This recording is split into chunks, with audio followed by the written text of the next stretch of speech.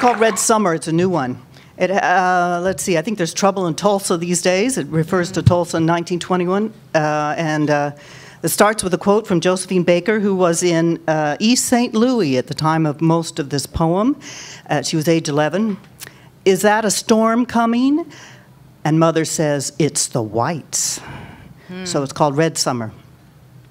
After they drag her off the streetcar, black women, many on a rampage, hat-pin the white girl's blue eyes, jerk the baby out of her arms, throw it in the river, and then beat the girl to death with their shoe heels. Whites swim that river as hard as they can past the corpses, gulping trash water, while blacks shoot them like carp. Some make it across to black kids who stone them. Whites, wounded, try the door, any door. Inside, blacks clear the table to pray. Outside, a wild mob shouts, "Out or we'll set you afire." They turn them out.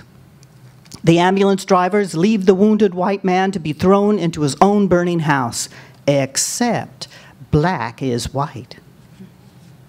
1917, Ida B. Wells' report was sealed until 1986. East St. Louis. You ever heard of East St. Louis? Not St. Louis. A place grown too fast, filled with Southerners, fought over, then left to the boll weevil stew. There's trains that stop in St. Louis. There's work since the pacifist president talked up war. There's labor trying to get at the unions. I'm for unions. Whites cut the fire hoses, shooting blacks who fled the flames. I don't care who started it. 10,000 marched in New York City, the men in black, the women in white, all races in memoriam.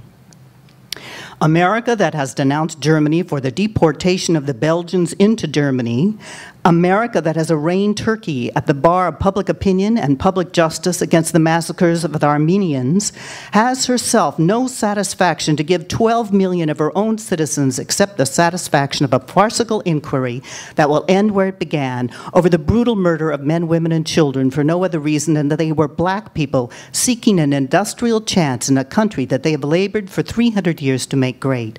Marcus Garvey. So, 64 lynchings the next year. Then Red Summer. We have commies to blame, agitators. Who needs agitators? In new blue cotton work pants to hide behind. Not men disguised in white peaked sheets. And let's not forget, we have not forgotten, the women who washed the sheets.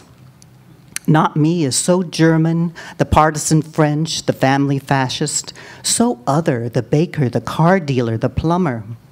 An American way of life, the good wage. Remember the robber barons, their untaxed, undead corporate contemporaries? During Red Summer, 34 cities burned. I was naive. I said, our melting pot works. What's with the Iraqis, the Burmese, the Sri Lankans, all those Africans? Nobody sent out press releases on the extermination of Tulsa's Black Wall Street, 1921.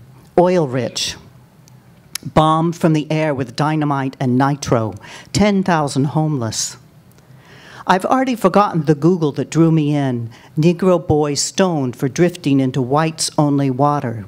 Chicago, 1919. The quiet Midwest, a week of killing. Did the St. Louis women pin their hats back on?